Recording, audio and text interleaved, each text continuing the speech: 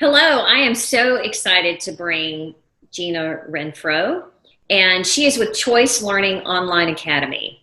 She wears many hats. She's an author, she's a publisher, she's an educator, she's a business owner, she's an athletic coach, and she's also a mom of four. And I think she probably doesn't ever sleep. So, Gina, welcome. I'm so glad you're here. Thank you. It's great to be here. I'd just like for you to tell the parents a little bit about yourself and why this is even important for you to participate in a summit for parents of teenagers.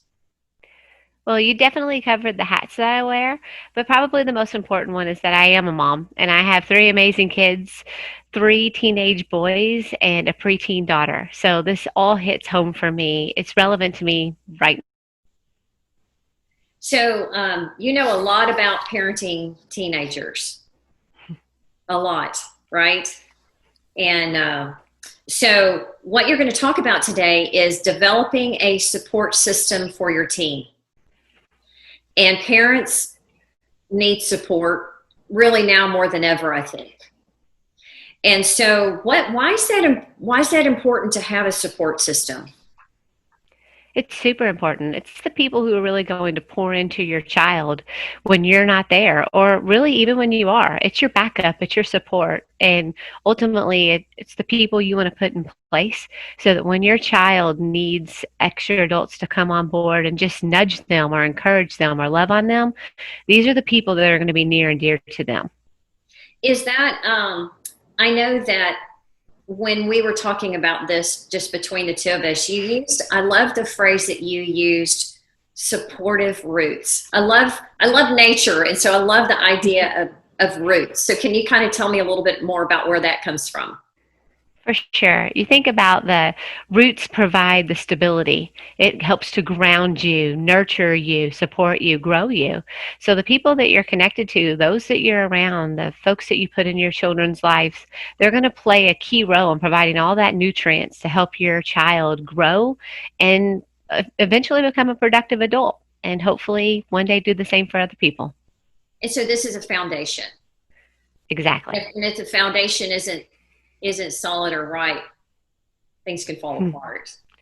Definitely. So it's important to get key folks who will love on your child and support you as a parent in place so that your child has a network of folks who all care for them and really want the best for them. So is this something that you've done yourself?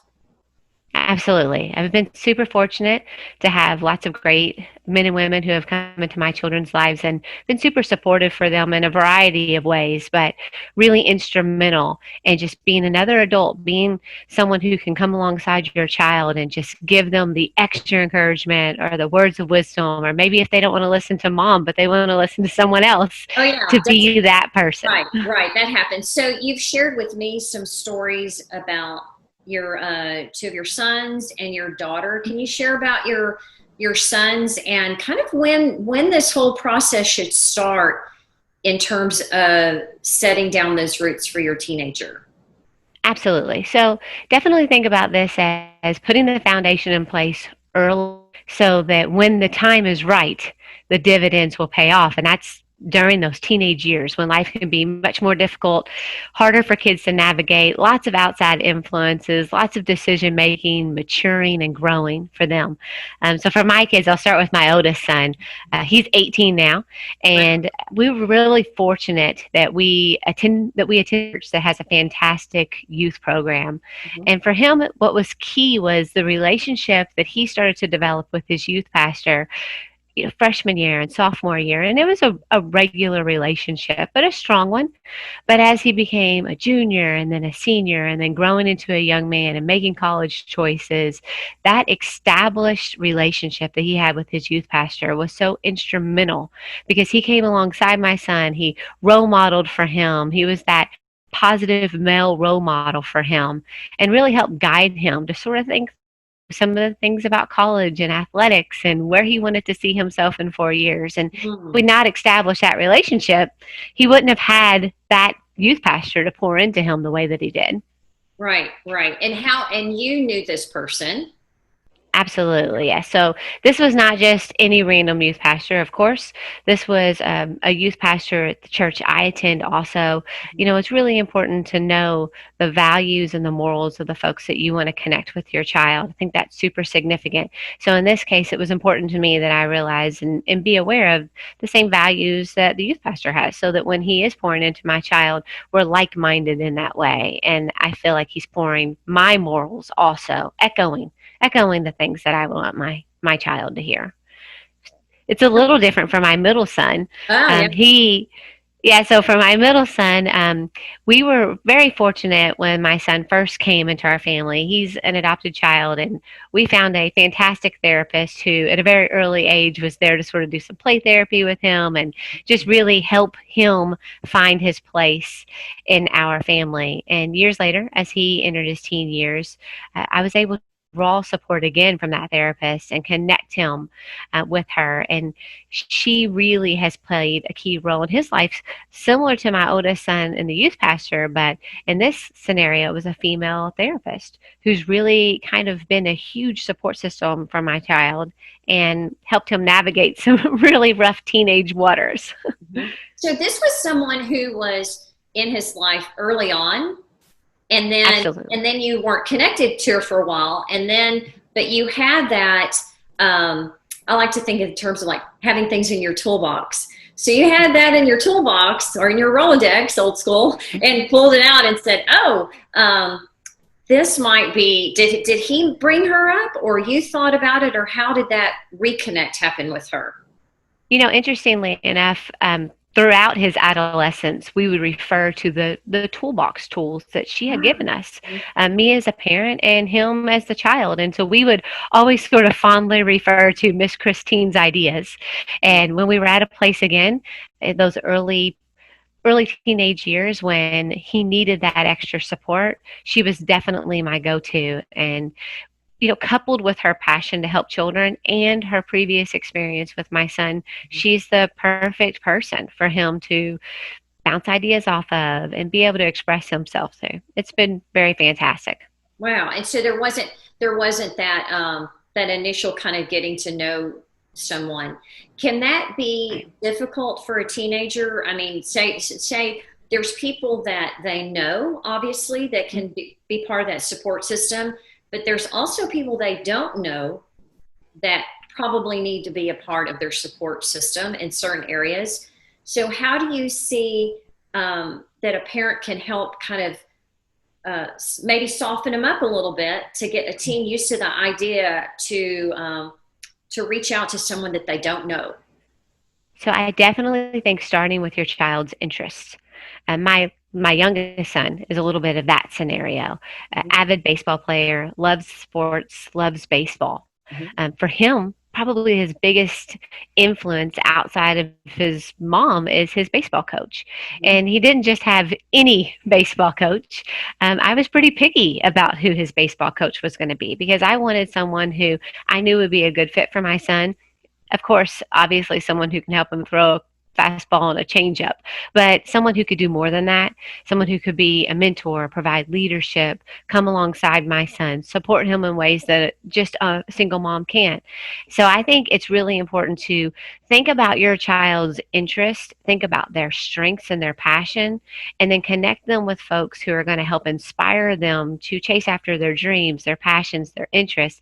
And then the other stuff will come along naturally because they're going to have that base relationship or that common interest first. And it will make that trust and that relationship grow much more naturally, I think. So, what is there a way that you periodically kind of check in to see how that's going? You know, you've got this person that's in their life, and you're comfortable with them; they've been vetted, so to speak, and Mm-hmm. and but how do you know that things are going the way they need to, and in a safe way, really, for parents? That, to check and say, is this a good fit or not? How do you check in with that? So a couple of things come to mind. The first one is really, I would never suggest to parents that it needs to just be your child and somebody else's relationship. I really feel like it's you and your child in that relationship. So it's kind of like family and family. For example, with our youth pastor, with the whole family. And so I have a connection with everyone in that family. And same is true with coach. Our family is extremely close to his coach's family. And that family to family relationship is really, I think, where it goes the extra mile. And you don't want to connect your child with someone who also doesn't want to connect with you. You want to connect your child with someone who wants to shoot you that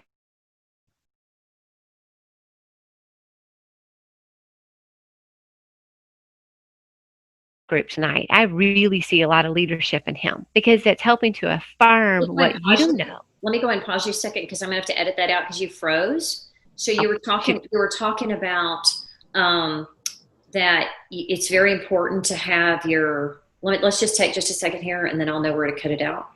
Cutting out. Cutting. Okay. Okay. All right.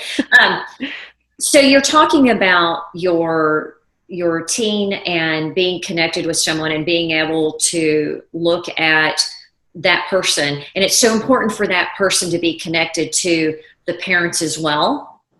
Yes. And you were talking about the connection between your pastor and his family and the coach and his family. So parents are really busy, that's kind of a thing, really. And so how can the parents set up the expectation for this person that's the support? What can a parent do to say, this is what I expect to that person? First, I say start early.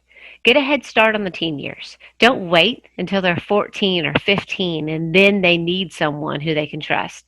Start when they're 10 and 11 and 12 and think about what passion does my child have? What interest do they have? Not to say that if they want to take piano lessons, they're going to become the next Mozart. That might not necessarily be your point.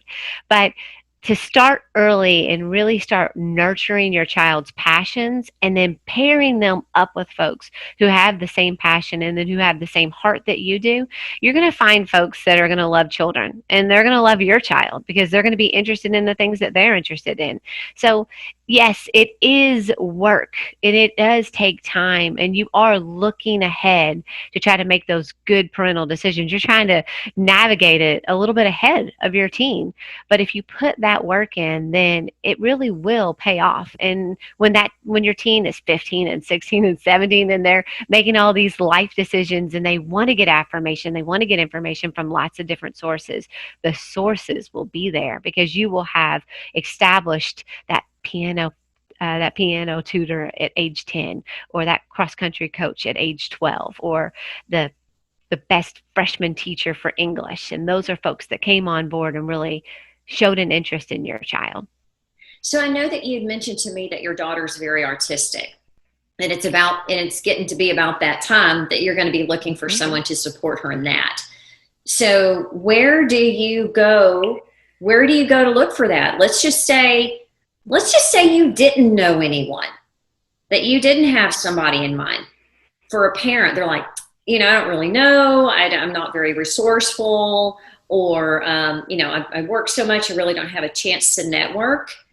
Can you give parents some advice on where to look and maybe some questions to ask too?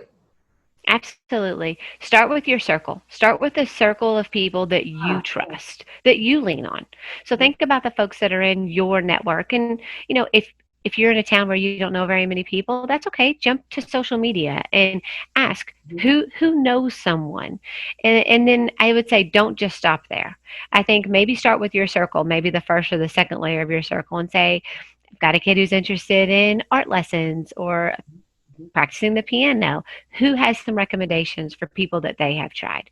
It's like anything else. If you're going to have a home repair done on your house, you're probably not going to just, well, nowadays you wouldn't open up the telephone book, but you're probably not going to just take the first Google name.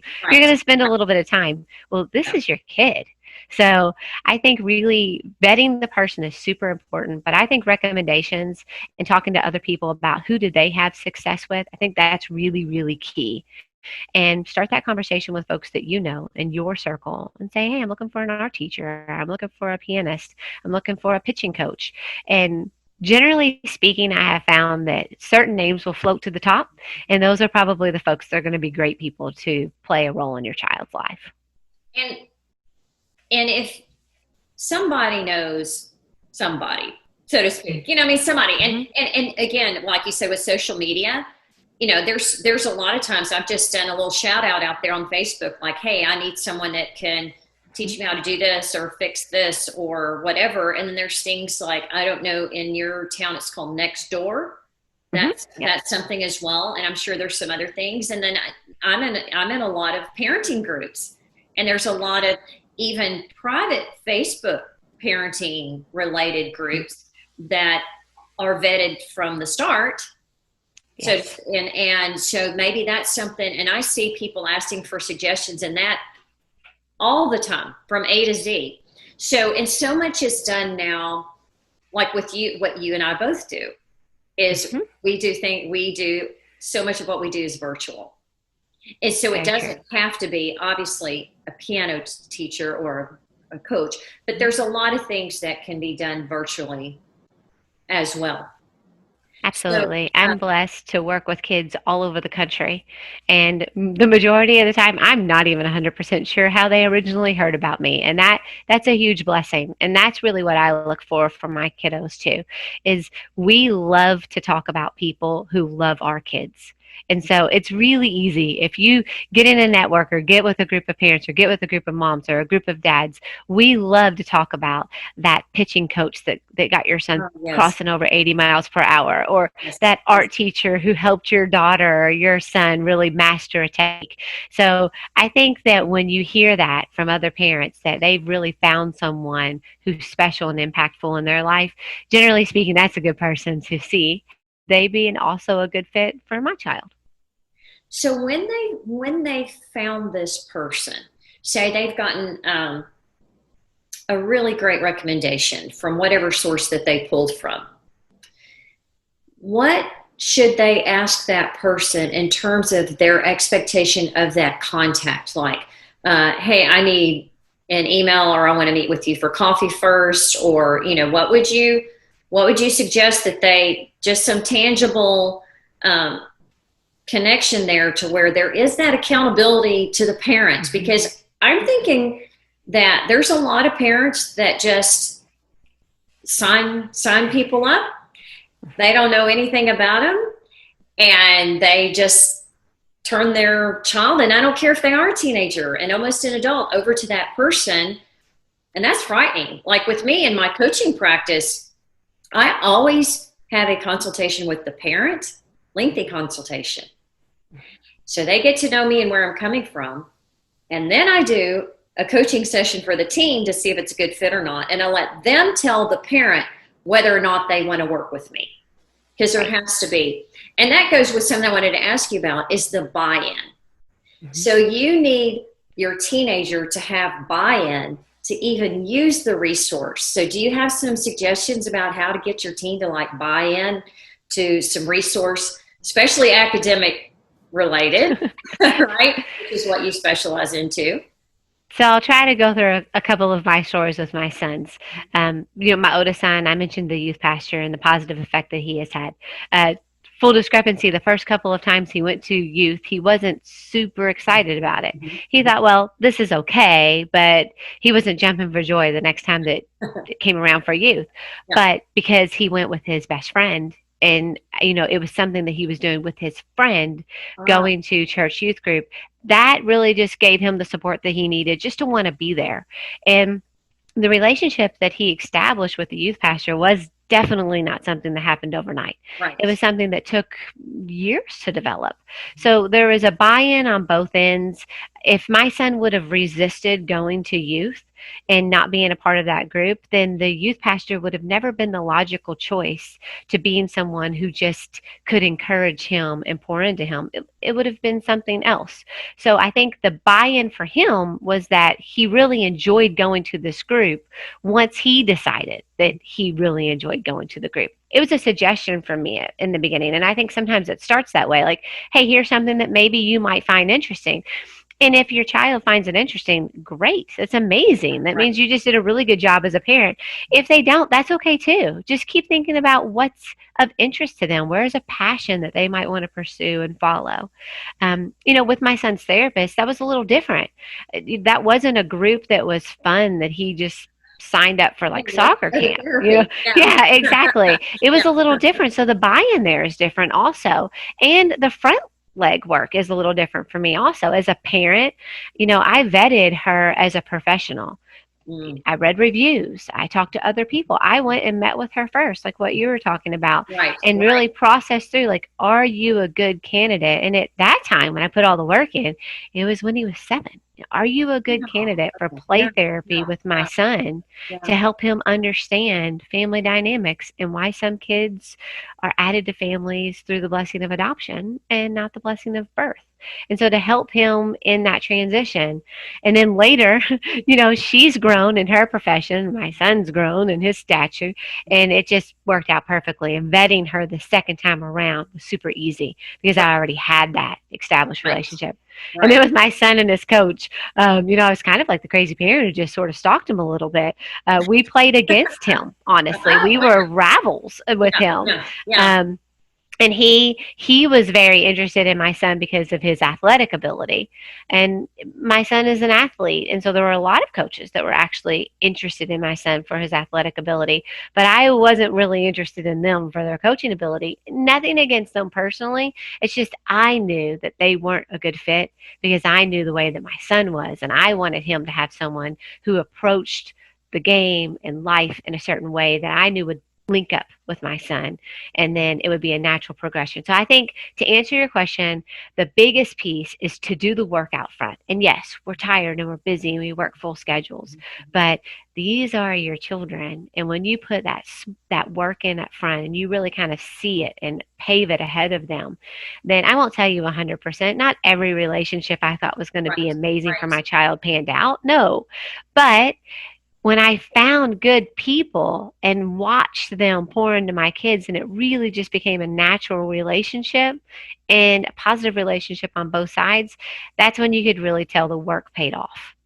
It's worth it because it's someone who's in your corner, echoing your love, your passion, your morals, encouraging your child. Those are important things. And then one more thing I like to say is I think keeping the line of communication open between you and that person, talking to them, simple things, that really makes a big difference. Trusting that person is everything.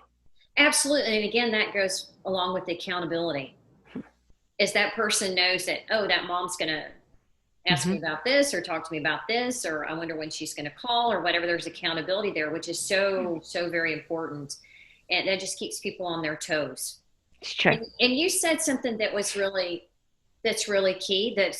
That is so important to me, that I find that honestly, the teen clients that I work with, they struggle with, is oftentimes that communication deficiency, let's call it, with their parents, and that their parents don't really know them. And so you were talking about your son, and you knew all the different aspects of his athleticism and his skills and what he needed to the minutest details, right? And plus, you know other areas of his life probably similarly in detail. So, and you mentioned it a minute ago, and I don't know that the parents picked up on that. You are a single mom of 4, a Sure. single working mom of 4. So, how is it that you know your children so well? Car rides are my best friend. They really are. Car rides are my best friend. If we're traveling to a ball game, that is the best time to talk to your kid. And the worst thing you can do is talk to them about the pop fly they missed, or the strikeout that they had, or if it's on the way home from therapy, the feeling that you thought they should share that they didn't. It's not the time to be Right, critical. right. It's the Yeah, time to listen. you know, absolutely. turn the radio to a volume where it's not awkwardly silent, but you're not completely jamming out. Give them that space to talk to you. And I really try hard to focus on asking my children questions, especially open-ended questions. Ask them questions and then let them fill in the blanks for you. It's amazing what you can learn in a car ride. It's amazing what you can learn when you ask them to fix dinner with you.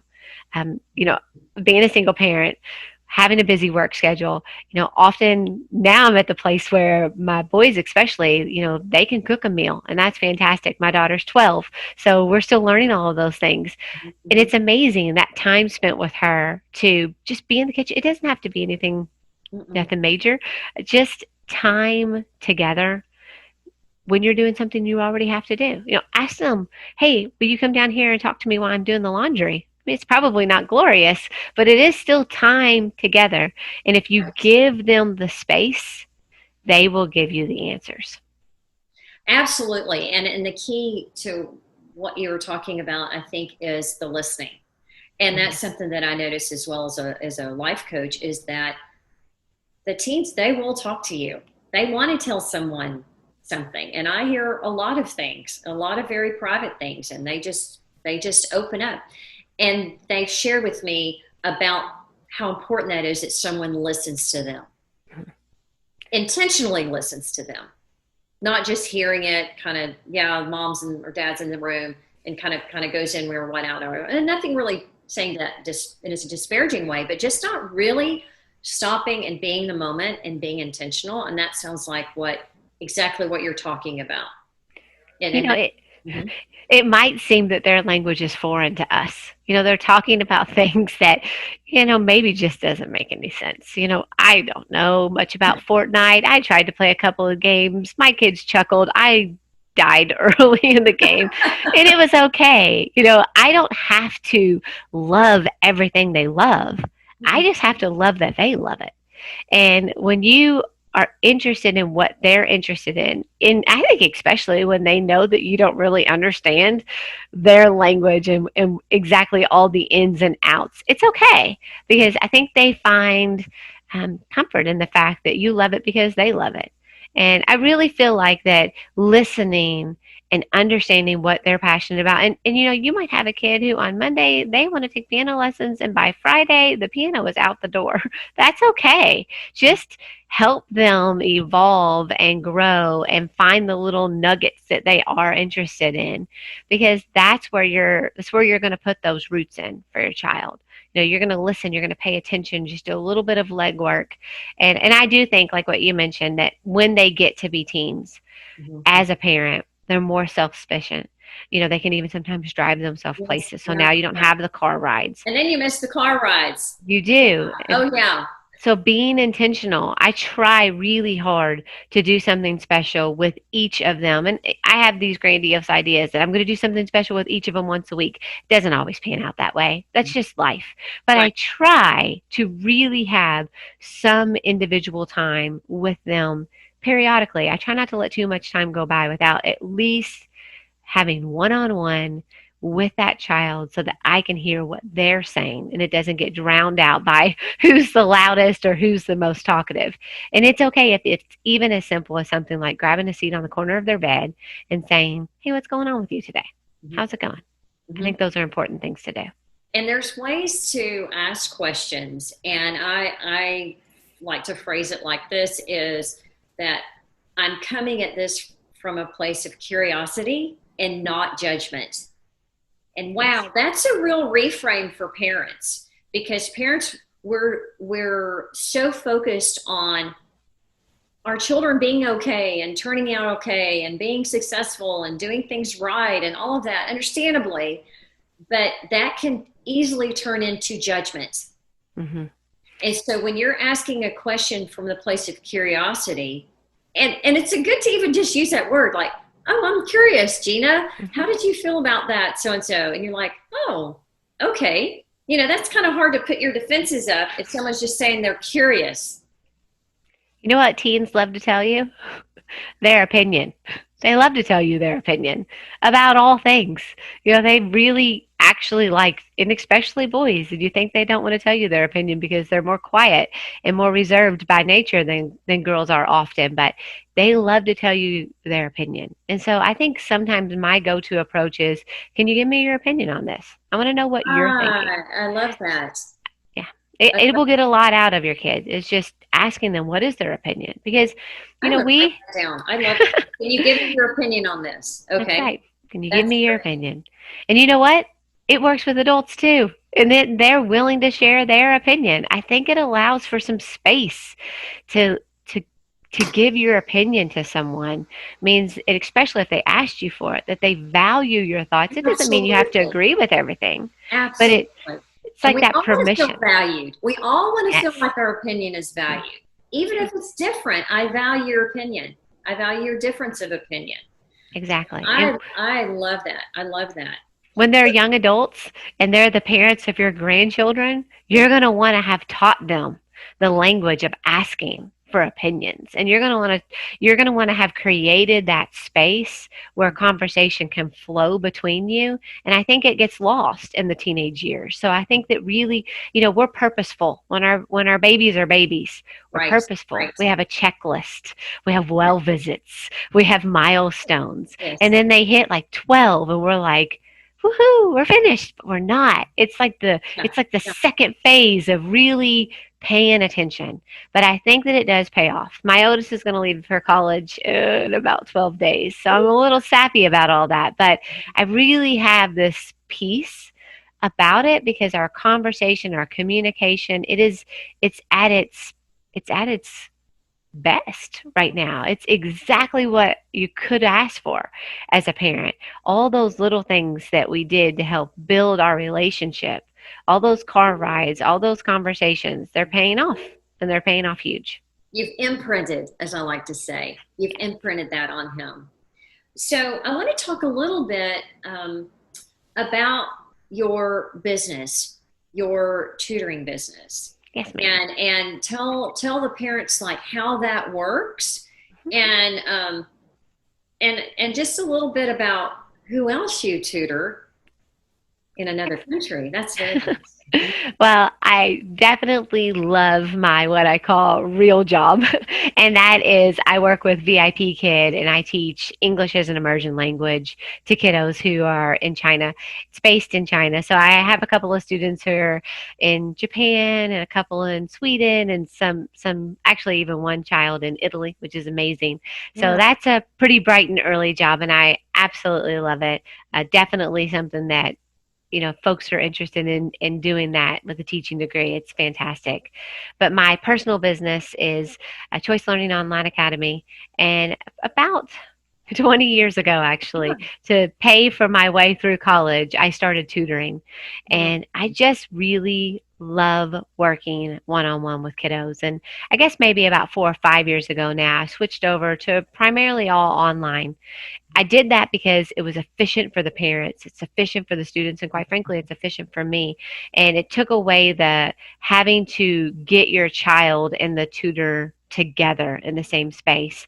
And what I found to be super interesting is that kiddos in this generation, technology is fun to them. It's the way they're used to interacting. Yeah, they don't mind So, at all. yeah, not at all. Didn't miss a This beat. is They actually normal. This love is it. normal. Yeah, Yes, yeah. exactly. They love it. And so, with the way that technology is, there's so many things we can do. I can throw a whiteboard on the screen and we can solve math problems together.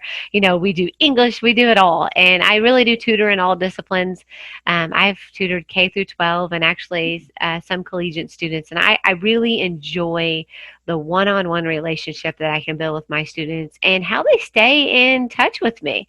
Students years later will shoot me a text message or send me an email and say, I remember when you talked to me about whatever and relate it to their life, what they're doing now. And I love it. I absolutely love working with kiddos. And then last year, I started offering some online classes, some group classes, where if you particularly are a home educator and you're looking to fill the gap and maybe you don't feel super confident in teaching, say, Algebra 2, then you can enroll your student in one of my group classes where the kiddo can be provided instruction from an educator. I do have my bachelor's and my master's both in education. And so it just gives some home educating parents a little bit more comfort to know that supporting their child's academics with someone who has had formal training, especially as they get to the higher level. And I really love it.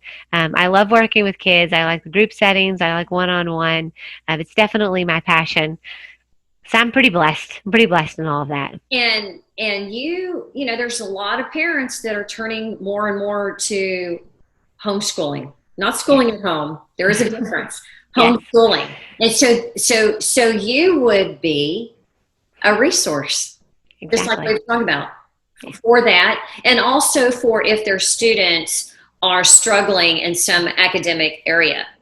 Exactly. So you're okay all the way through college. Yes, ma'am. So And I think probably where my experience plays best is that I've had the opportunity to use a huge variety of curriculum. Everything from traditional curriculum that you find in brick and mortar public school to some of the advanced private school curriculum packages, all the way to specific home education packages, to honestly the eclectic parent who does a great job of just building their own curriculum. So I really have such an experience and I think such a passion for helping parents find the curriculum that matches their child's strengths. So I love to do that. I love to interact with parents and say, hey, let me point you in the right direction. This is something that you might want to consider using for your child, because it can be a little exhausting and a little bit of a mountain to climb in the sense of switching over to home education, because the big difference between being a homeschooler or doing school at home is whether or not you make those key decisions right, about curriculum. right, right. And I have a lot of homeschool clients, and I actually homeschooled my daughter off and on, and I know my grandchildren would be homeschooled too. So I have really an affinity for that. But I do know that the what I love is what you're saying is that it is custom tailored to the individual. It's not like you just use one curriculum, Exactly. which that's really important.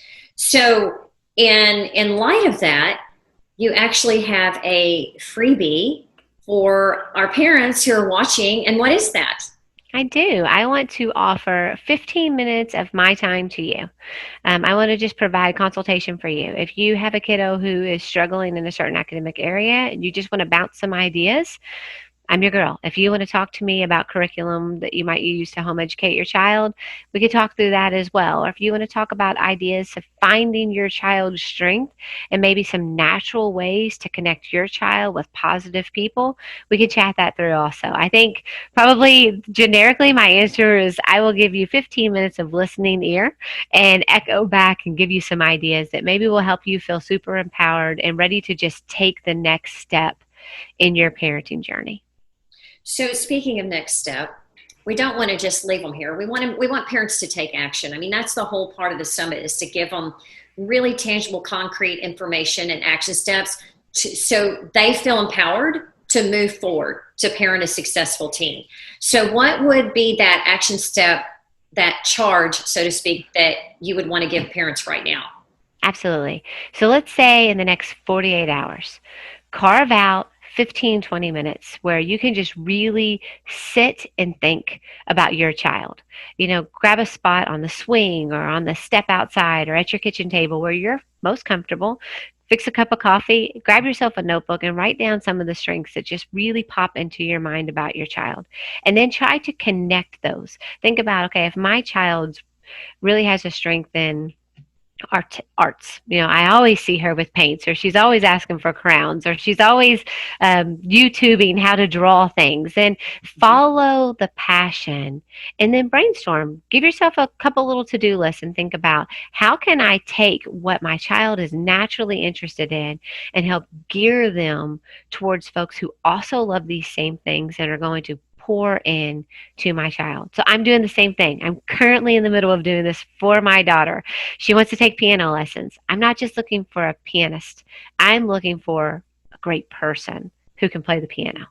And so I think about first What are your child's interests? What are some things that maybe they would find enjoyment in? And it doesn't have to always be something that's going to cost you things.